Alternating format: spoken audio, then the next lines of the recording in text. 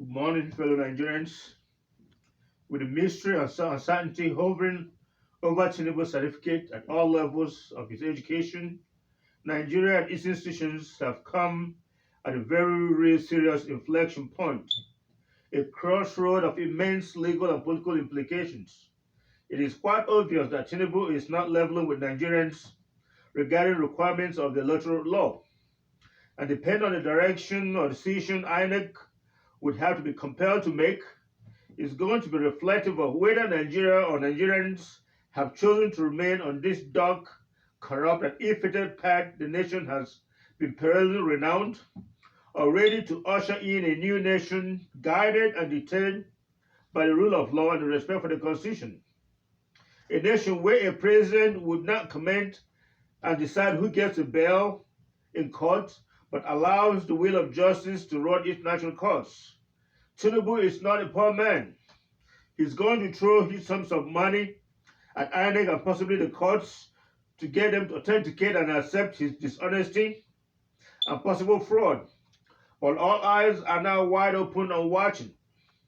His continued dalliance with the truth and reality for decades over his true identity is troubling, and I wonder if any nation would allow itself to bend and twist at the whims of one man.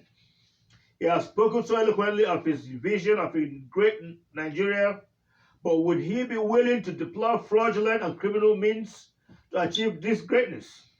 And would Nigerians accommodate such callousness? The damage might already have been done to his name and pedigree. Whether he buys his way out of this self-inflicted injury or accepts to abandon his ambition. Like I've often said, no people, no society seeking redemption will continue to offer to the gods. For God and Mammon are two opposing forces. Old wine in a new wine jar absolutely alters the flavor. He's uncomfortable with the truth. His inconsistency regarding his education and certificate constitute perjury in any court of law. And if he gets away with this crime, it not only signals to the average Nigerian that crime is a rewarding tradition, it simply negates every idea of a nation trying to turn a new leaf on governance. It is not only setting a bar alone to run for the highest office in the land, it is literally dropping the bar on the ground for every elective position. It's a dangerous precedent that trivializes the electoral process. We have done enough harm to the body politics and cannot further invite nor normalize an avalanche of criminality to win elections.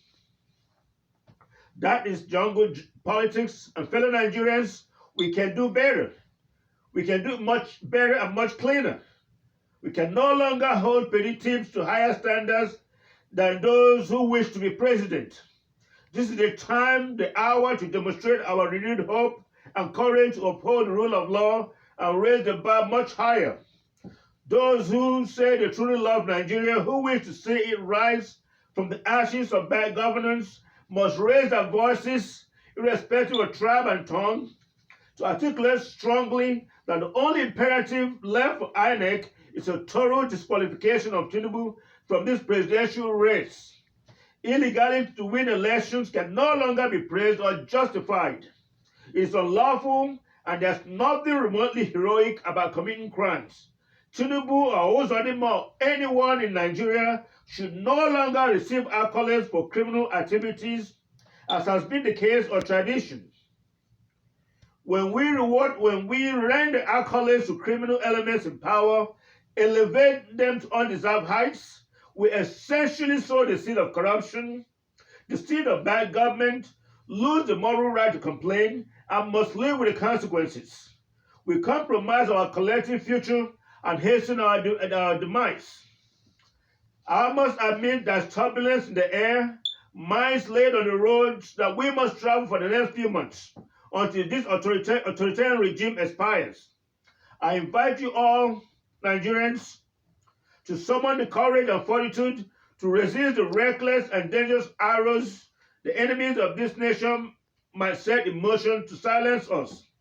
We have all suffered and paid with our lives and property in so many ways. The mortality rate in Nigeria is high enough to declare a state of emergency. But they will not do so because doing so only indicts them. Nothing is Tinubu's turn.